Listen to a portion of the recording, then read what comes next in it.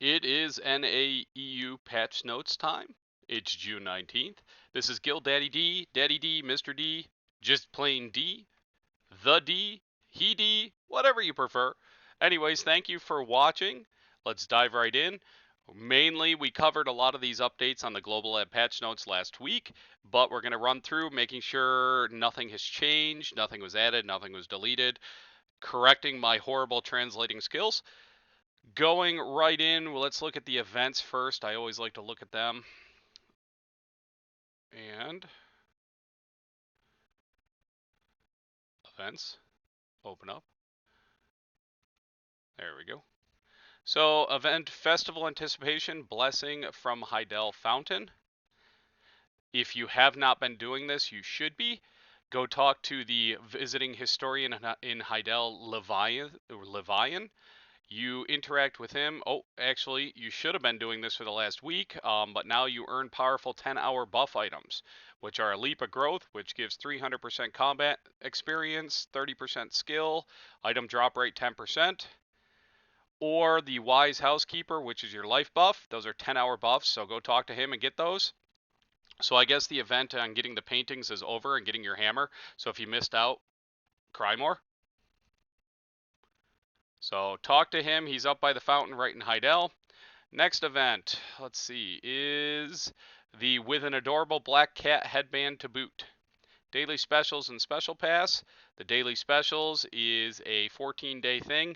It's basically Battle Pass. So you can get the top tier stuff for free, and the bottom tier stuff you get by buying, I believe it's 25 bucks, 35 bucks.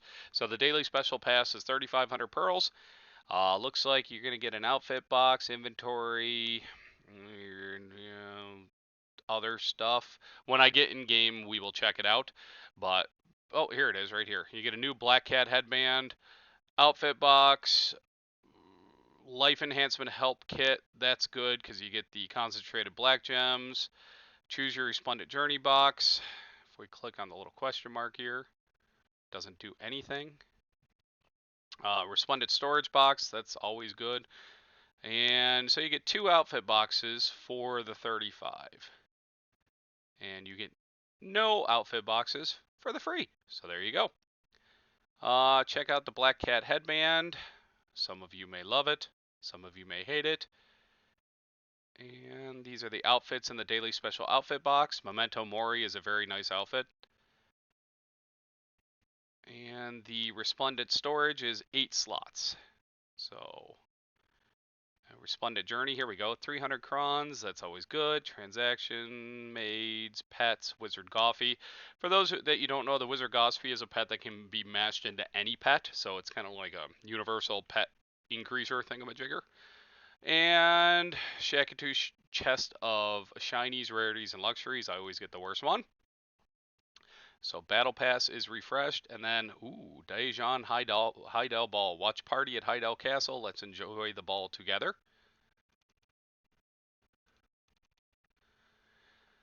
Enjoy the ball together. Collect party props via Challenge Y. So you get the title, Heidel Ball Watch Party, the sturdy chair, and the trio balloon headband. Dress code is unique. Flaunt your style and enjoy the ball together. And log into the event server by June 27th and June 28th and head to Heidel Castle.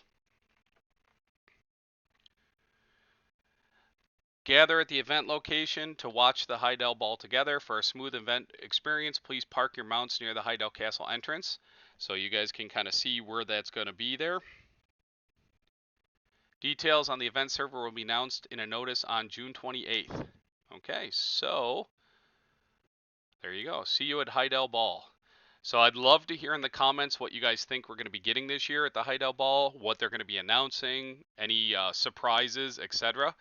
That would be very fun to see, basically predictions.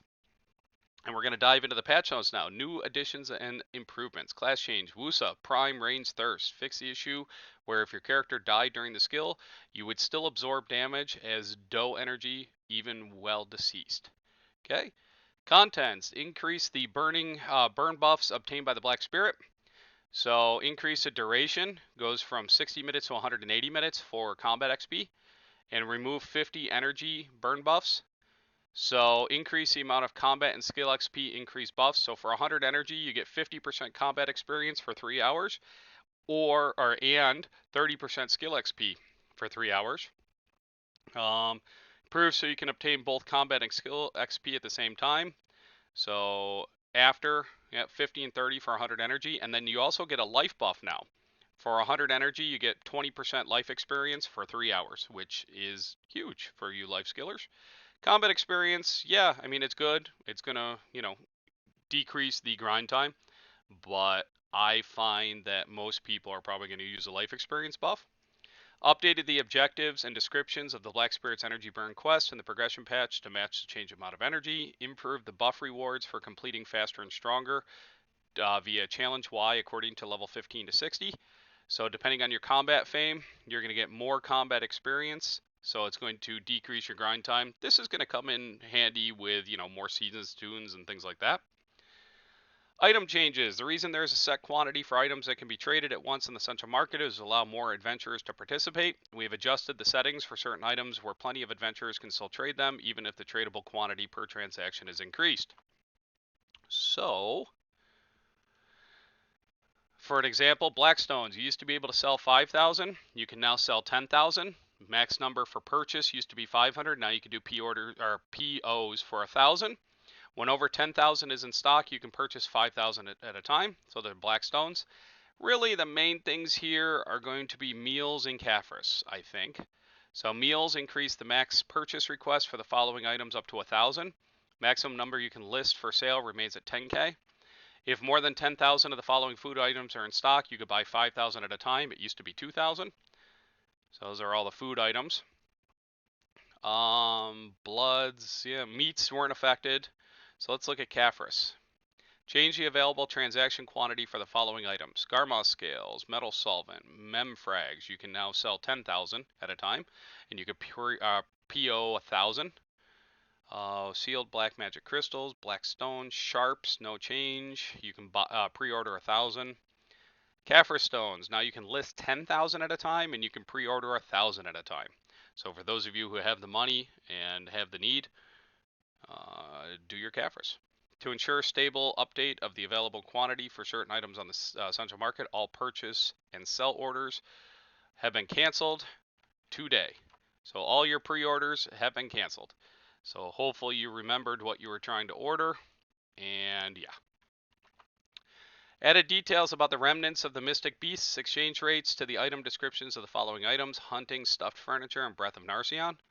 So exchange for remnants of Mystic Beasts, so they're just, making it easier to figure out what to do with your stuff. Monsters added a new weekly quest in Tunkata where you can earn Embers of Despair as a reward. So for those of you who have fallen behind the Flame Grind gives you your Fallen God's armor. This is going to increase or speed up the amount, the speed in which you can get the flames. So for Tunkata, and that is for your armor piece. So you could take a red nose or red nose or Dimtree armor piece that's at pen with Caphras level 10, combine it with a flame, and make it into a Fallen God. Right, so if you haven't done this already, if you're still rocking like the old school boss armor, if you're a returning player or whatnot, this is where you're going to go on to the marketplace, kind of research armors, look for the red armor, not the Black Star, but the other one, the Fallen God. And so there's 4 different flames for the 4 different pieces of armor. They're basically giving you guys the ability to catch up. So this is going to be for new and returning players. So increase the drop rate of Embers of Despair from the following monsters. So you're going to want to concentrate on the Warriors, Zerkers, and Scouts. Plus, you get 10 Embers for defeating 500 every week, and you need 100 Embers to make a flame. So this is definitely going to speed up your time. Jade Forest, same thing. Gives you a 34% increase in the drops of Embers from the following. Increase the amount of Embers of Frost and Ook Pill of Time and Tide you can get from Arethia's Limbo. So if you're doing that, you can really speed up the amount of time. You're looking at, 1 to 3 Embers from the treasure chest and the box. So note in Conquest War, adding the Ancient Chariot. Added a new siege weapon, the Ancient Chariot, to Conquest Wars, created through the secret experiments of Hexamoa, the witch of the fallen ancient kingdom of Arzeka. The Ancient Chariot consists of 4 darkness-infused horses and a powerful chariot cannon. The Ancient Chariot is obtainable only by destroying the Ancient Chariot-loaded military supply wagon, which appears exclusively during Conquest Wars in Calphion, Medaya, and Valencia.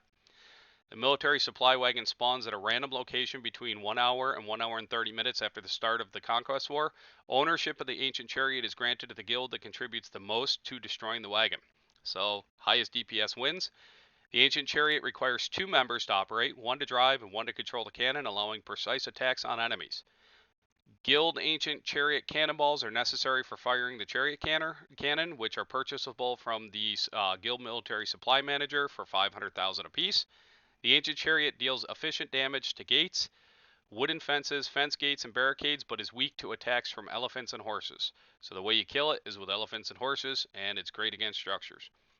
Any Ancient Chariot remaining when the Conquest War ends will automatically self-destruct. The Ancient Chariot summoning item obtainable by destroying the Ancient Chariot loaded military supply wagon expires after an hour. So, PvP, you got a new toy.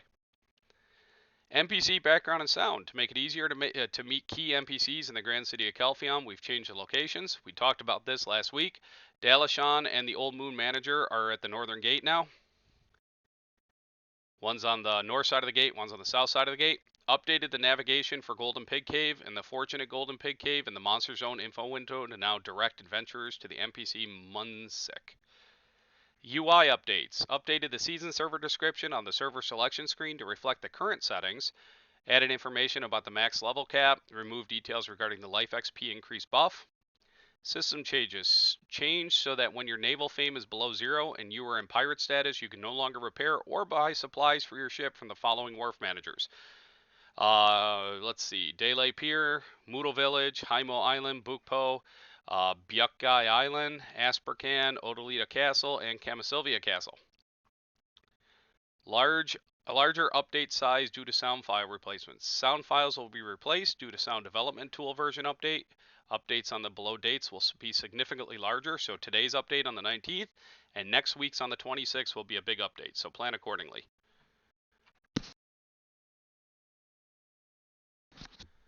Translations. Changed and unified the following in English. Awakened Secret, Brothers of Goyan Mercenary Company.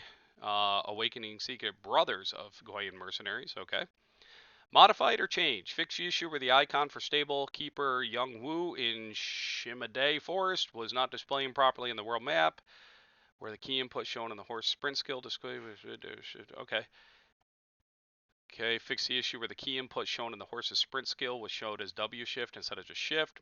Fix the issue where the black invader was not being detected properly in certain situations during the Orza battle in Orzekia.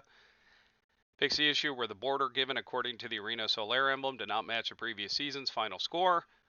Fix the issue in Red Battlefield, Valencia City, where no penalty was applied if the target score was reached before the match time ended. Fix the issue where the quest completion message at the top of the screen was not displayed when completing the Bayang Back to Yunra quest. Fix the issue where icons for unused menus were being displayed in the old menu. Fix the issue where awkward text was displayed when investing energy into a node with a character that had been offline for a long time. Fix the issue where the Black Desert client would shut down when using the ferry's continuous care skill in certain situations. That's got to be annoying. I didn't have that one happen myself, but fix the issue where the navigation function would behave awkwardly when setting a land destination from a lake or river located on the continent, not the sea. Did have that happen. Fix the issue where closing the Royal Workshops UI would also close the Yuko Street Storage UI when opening the Yuko Street Storage from the Royal Workshops. That did happen to me. Fix the issue where the last digit of silver was not deducted when purchasing items from Patriglo's secret shop that did not end in 0. Fix the issue where silver would be deducted when moving back to Seoul through the abyssal veins after entering the Magnus in the Land of the Morning Light. Fix the issue where the component information would display awkwardly if an item had 15 or more components in the Pearl Shop. Fix an issue where certain actions would cause items in storage to be sorted unnaturally after selecting a town on the world map and enabling auto storage. Gamepad mode. Fix an issue where an error message appeared in certain situations when investing energy into a node. Fix the issue where the text at the bottom of the purchase display in the Pearl Shop overlapped, and fix an issue where the Dark Contract Ogre and Dark Contract Troll were not being summoned properly on the defensive side during Conquest War. So there you go. Major changes, Ancient Chariot, as well as catching up with your Embers and Flames. Other than that, you're going to have to reset all your pre-orders, and that looks like it is it. Let me know if you have any predictions for the Heidel Ball, and I will absolutely be posting videos on anything that I see that comes up. And I'm just realizing that we scrolled down. We didn't even cover Gumiho, so we'll cover her at the end. So Gumiho added the Gumiho Calamity8-10 Gumiho. She is the is it the 9-tailed fox or the 7-tailed fox? I gotta count them here. 1, 2, 3, 4, 5, 6, 7, maybe the 7-tailed fox. So they're adding Calamity 8 through 10 for her. Looks like you're gonna need 345 plus AP. So for Calamity 8, 345, 9 and 10, 355. So from Calamity 8 onwards, your light orb auras will not apply. Your character's equipped gear stats at entry will matter. Each difficulty level's boss share the weekly boss blitz count with the existing Black Shrine, so you're not getting extra tries on the Black Shrine. Defeat Gumiho at Calamities 8 through 10 for the following weekly boss blitz rewards. Based on your boss blitz ranking, you can earn up to rank 1. Higher ranks guarantee more loot and increase the chance of getting rare items. So Calamity 8, if you're in ranks 1 through 9, you get up to a duo Debaraka, as well as 7 to 8 Essence of the Dawns. There's a bunch of other stuff here, but those are the main things I'm thinking. Well, Trace of Thunderbolt is huge. So upon opening, rank 1 so only rank 1 people can get the Trace of the Thunderbolt. For guaranteed. Everybody else from rank 2 to 9 gets a chance to get it. So at C9, you have to get rank 1 to get the Trace of Thunderbolt, but you're getting 10 to 11 Essence. And up to duo, and then same thing, you get a chance to get the Trace of Thunderbolt. And for C10, you're guaranteed to get it through rank 9, a Trace of Thunderbolt. You get 18 to 19 Essence of the Dawns, and you get duo Debarakas. So, or a chance to get. Change the location of recovery orbs during the Black Shrine Donghae Gumiho fight, and increase the time it takes for the Gumiho to wake up during the illusionary double mechanic for Gumiho Calamities 1 through 7 in the Black Shrine Donghae solo. So, for those of you who are geared enough and want to give yourself a challenge, from what I've heard with the other C10s, this probably will prove to be one of the more challenging ones, but you can get some great rewards and good luck on your Trace of Thunderbolt grinds. Thank you very much, and we'll talk to you guys soon.